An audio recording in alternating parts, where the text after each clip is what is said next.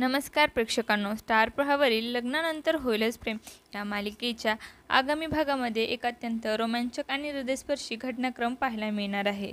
या मालिकेत प्रत्येक भागात आपल्याला नववळण आणि नवे उत्थान दिसणार आहे।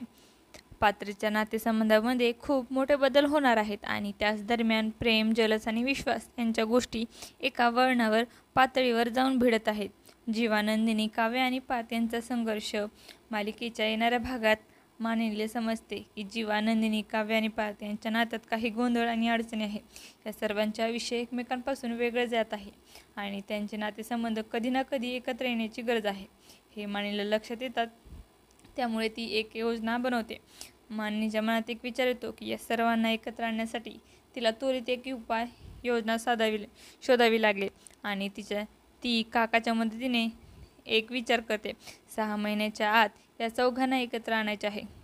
मानिनीची भाची आणि काव्याचे जलस मानिनी तिच्या भावाच्या मुलीला म्हणजेच तिच्या भाचीला सुद्धा या योजनेमध्ये सामील करून घेते।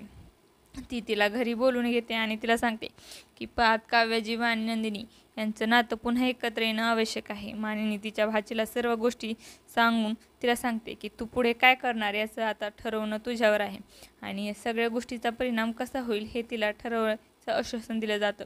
नंतर एक मोठा प्रसंग घडतो ज्यामुळे काव्याला चांगलाच राग येतो। एका वेळी मानिनीच्या भाचीला पार्थला मिठी मारली आणि काव्याला हे पाहून फारच राग आला। काव्याला ती विचारते, आई ही कोण आहे? तेव्हा मानिनी उत्तर देते की ही माझ्या भावाची मुलगी आहे आणि पार्थची लहानपणीची खूप जवळची मैत्रीण आहे।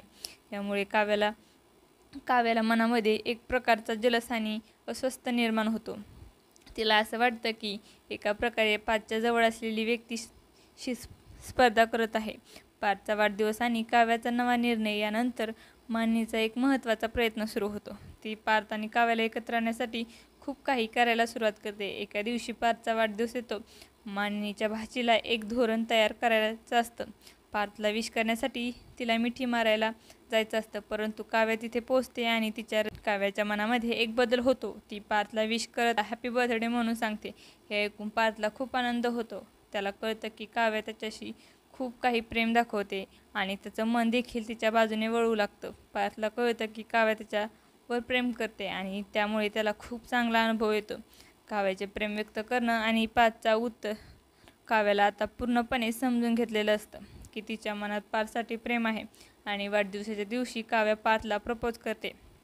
ती त्याला सांगते की पार्थ, आय लव्ह यू, मी तुमच्याशिवाय राहू शकत नाही, मला तुमच्याशिवाय एकही दिवस विचारू इच्छित नाही, तुमच्याशी मला प्रत्येक क्षण घालवायचा आहे। पार्थ ही काव्याला सांगतो, माझं सुद्धा तुमच्यावर प्रेम आहे, मला तुमच्याशिवाय एकही क्षण आयुष्यात राहू शकत नाही, तुमच्याशीच माझं जीवन समृद्ध होईल। यावेळी दोघं एकमेकांना मिठी मारतात आणि सगळेजण हसून आणि आनंदाने टाळ्या वाजवतात। हे तुम्हाला पुढील भागामध्ये पाहायला मिळणार आहे। तुम्हाला जर आपला व्हिडिओ आवडला असेल तर चॅनलला लाईक, शेअर आणि सबस्क्राईब करायला विसरू नका। धन्यवाद।